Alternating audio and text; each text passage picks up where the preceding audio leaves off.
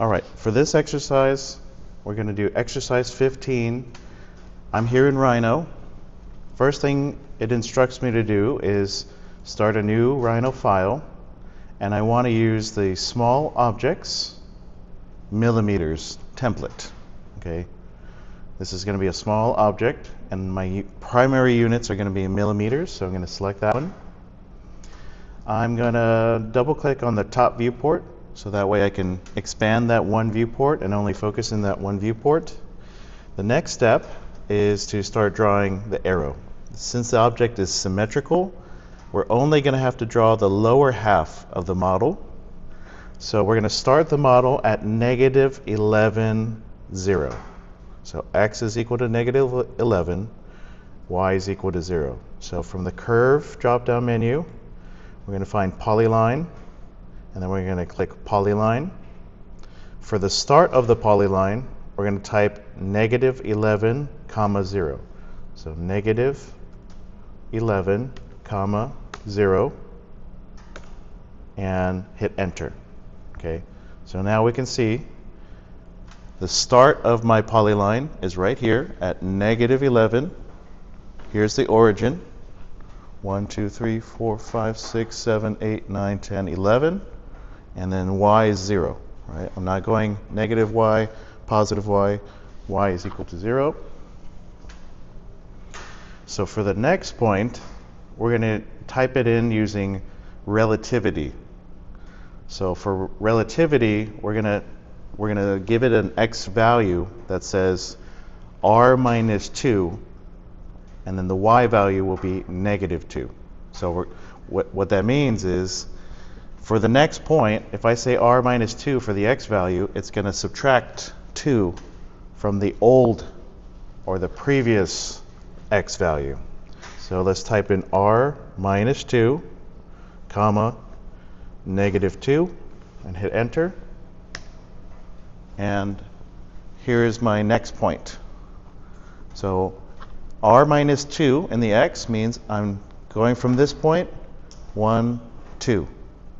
Okay, and then the y was just -2, so 1, 2. Does that make sense?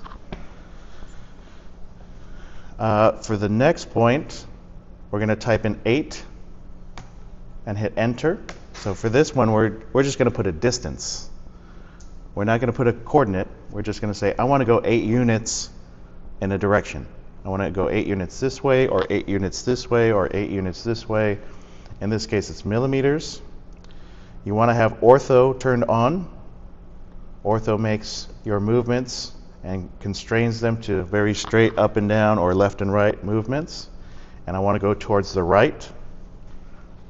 And I'm going to click. And now my next point here is 8 units away from the last one, going in that direction. So that's using distance. The next one is going to be another relative point. So we're going to type in r1, 1. Okay. So again, when we use r, we're saying go in the positive x1 unit over relative to the last point. Okay, so we're going 1 unit in the positive direction from the last point, and then the y, a positive 1 from that last point. So it goes right here. All right, so that's step number 6. For step number 7, we're going to type in r11 less than 0. Hit enter. I'm going to zoom out before I hit enter. You don't want to be too zoomed in, right? If I stay zoomed in one little area, I'm not noticing what's happening when I enter these coordinates and relative coordinates and distances. So every once in a while, make sure you're able to zoom out. Okay. So R11 less than 0, and we're going to hit enter. Okay. And then for the next point, we're going to type 1 and hit enter. And we're going to have ortho turned on and then pick down.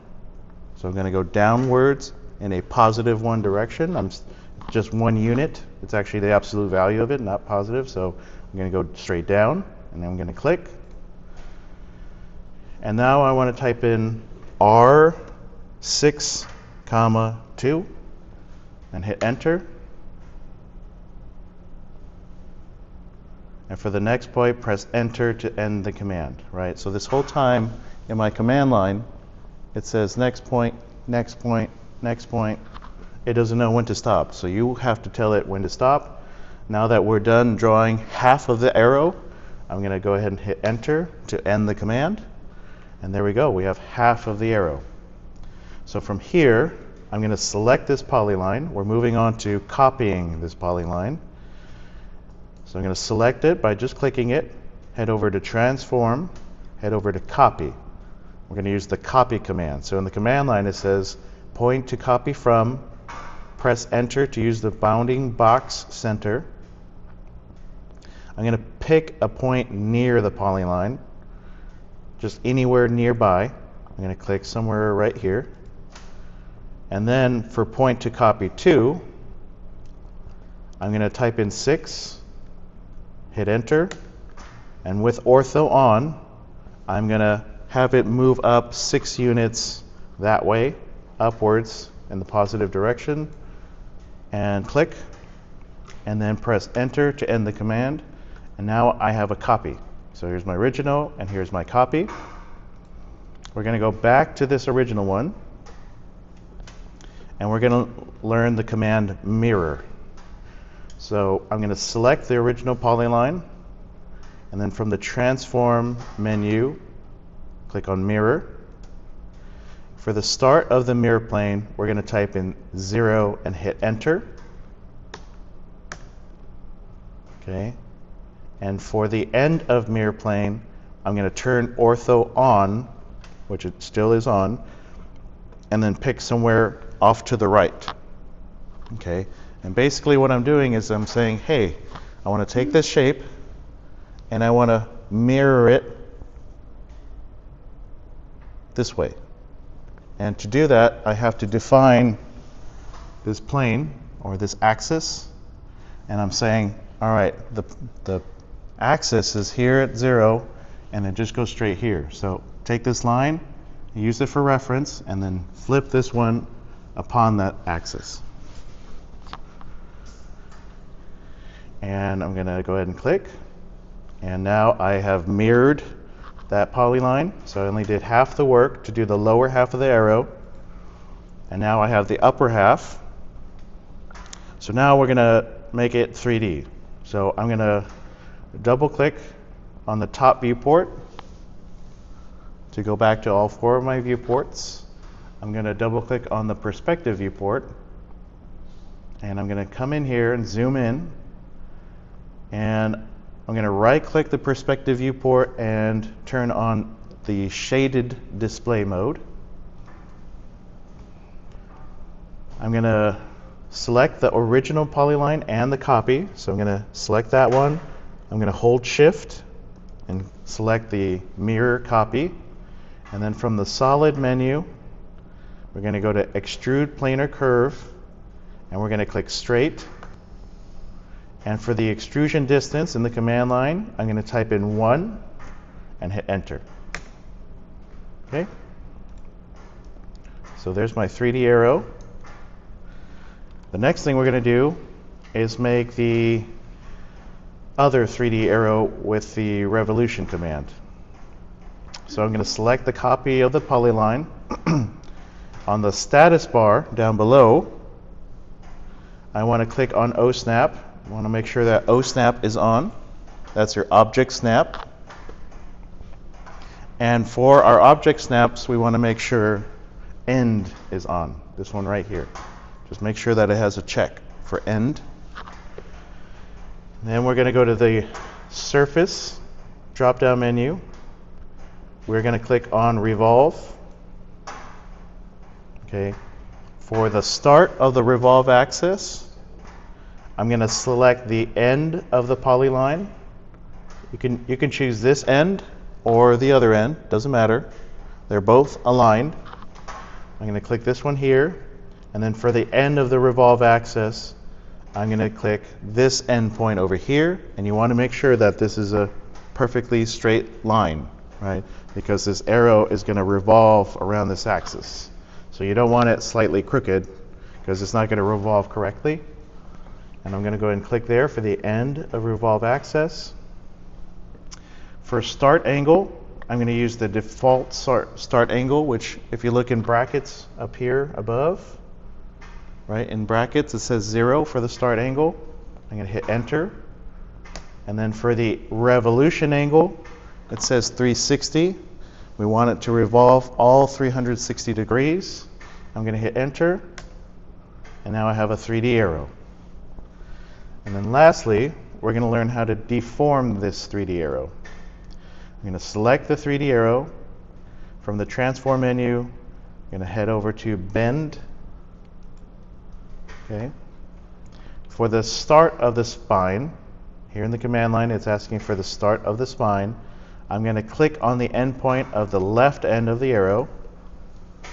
So I'm going to come in, find the left point. There it is. And then for the end of spine, I'm going to click on this tip of the arrow. Okay. And then lastly, for point to bend through, you can see if I move my cursor around, it's showing me a preview of how I am about to bend this 3D arrow. I'm going to navigate to one of my front or right viewports. I'm going to turn off ortho. I'm going to turn off grid snap. I'm going to turn off O snap, allowing me to freely maneuver and bend this arrow. And here in the front viewport, I'm going to choose whatever I like. So when I get it bent in the shape that I like, I'm going to go ahead and click it. And that's about it. So that's how to make some 3D objects in Rhino in its most basic form. So the next step that I would take is I would put each one of these in its own layer. So I'm going to select this one, right click on layer 1, change object layer. I'm going to select this one, right click on layer 2, change object layer. You can choose whatever colors you want. Let's do blue. And then of course we want to file, save as, and save it in our digital folder. I will put it here in design build and assignments 250625. This is assignment number, this will be assignment number 9. Arrow exercise, TJC, save, and then I'll go ahead and take a screenshot. So let's use, I'm going to use Snagit, but you will use the snipping tool. I'll take a photo of that, and then file, save as, put it in the same place, give it the same name.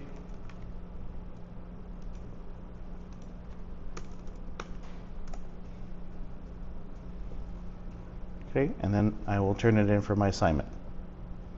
Okay, let's close this down. I'm going to go ahead and end this recording.